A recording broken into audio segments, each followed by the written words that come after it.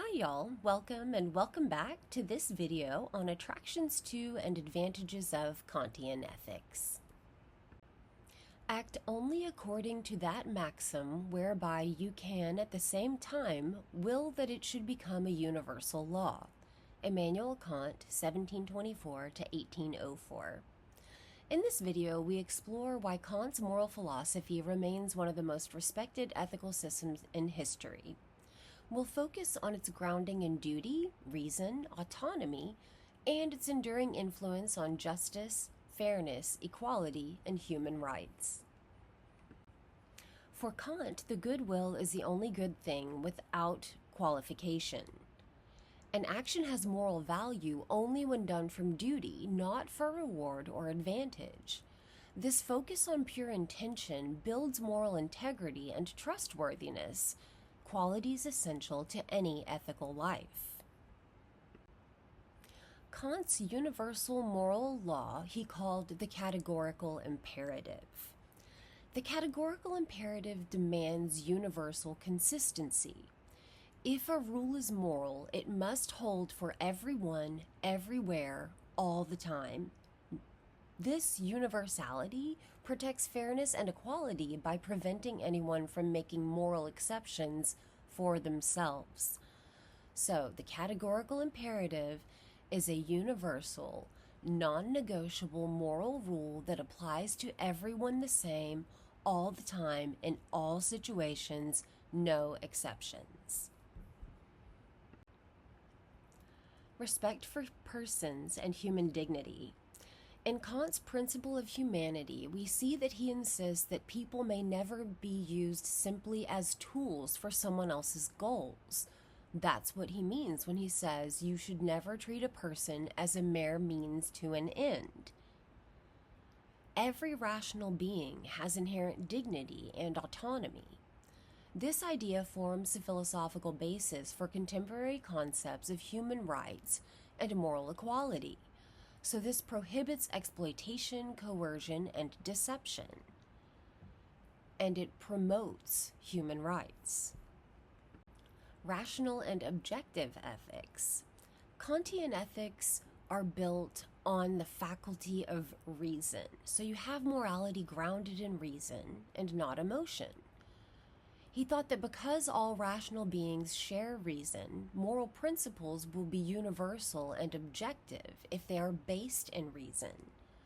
By relying on logic rather than feelings or preferences, Kant's system ensures that moral decisions are fair and consistent, so it eliminates bias and partiality and aligns our moral duty with this logical coherence. Foundation for justice, fairness, equality, and rights. Kant's moral philosophy directly inspired modern ideals of justice and equality. By grounding ethics in autonomy and dignity, he provided a moral defense of human rights. If you start with autonomy and dignity, that leads the way to moral equality and legal equality. So in Kant's view, every individual possesses worth that can never be traded away for collective benefit or convenience. And you see this as the groundwork for justice for individuals and for human rights traditions. Each person has a worth that cannot be overridden for the sake of the greater good. This shows a basis for fairness and respect in law and ethics. Moral confidence and integrity. Kantian ethics gives individuals moral confidence. Because rightness depends on intent and principles, not uncertain results, people can act with integrity even in difficult situations. It encourages moral courage, the resolve to do what's right simply because it's right. So, one of the biggest problems that Kant had with consequentialism was this idea that you just act based on the results, but results are uncertain, they're unforeseeable, and we don't control those. So here, if you act out of principle, it gives you that moral confidence to know that what you're doing is right.